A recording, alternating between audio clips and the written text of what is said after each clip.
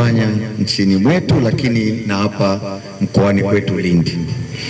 Ndugu mwenyekiti, mimi natokea wilaya ya Kilwa, lakini ni mbunge wa jimbo la Kilwa Kaskazini.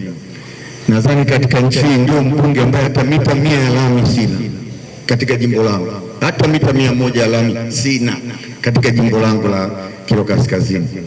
Sasa nimeangalia hapa TANROADS wanaongea kilomita 2.1 Tingi kwenda na Ndete. Sijaelewa, maana hapa nimesoma, nimeweka karabati pembeni, sielewi. Maana sielewi naenda kuongea nini kule kwa Matumbi kule, maana watu wenyewe wabishi sana.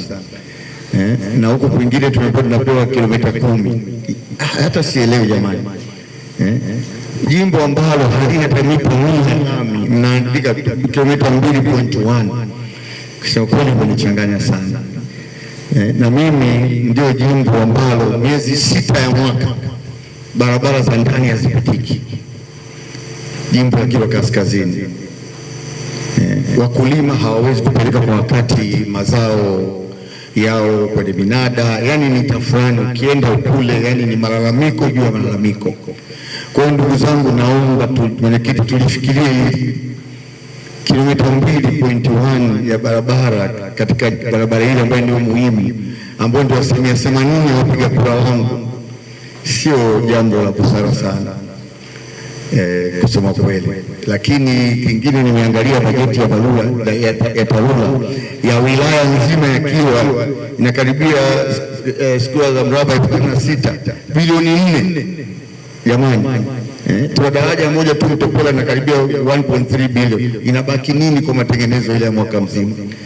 Kwa hiyo ndugu zangu, mimi naomba Kilwa niangalie kwa jicho la tofauti, tuonee huruma.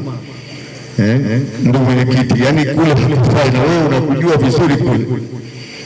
Tunatakiwa tunyanyuke kidogo. Matamu kweli kweli. Sasa ndio huko hatuja tuko kwenye barabara leo. Hatujaanza kwenye kilimo. Mheshimiwa atatoki. Ndugu zangu, naomba jamani muangalie sana ndugu zangu wa TARURA na ndugu zangu wa TANROADS, mmetusahau kule. Nashukuru tumepata madaraja, nashukuru Mheshimiwa Rais. Sasa hivi sidhani tena tutakuwa na hayo matatizo ya madaraja, lakini ningependa kusisitiza cha mwisho kuongea Mheshimiwa mbunge mwenzangu hapa kuhusu services za hii mito kutoa mchanga. Hili jambo jamani, msipoliangalia tutarudi kule kule. Hii mito yetu inakuja na vitu vingi sana sana. Kwa hiyo sina ziada, asante sana.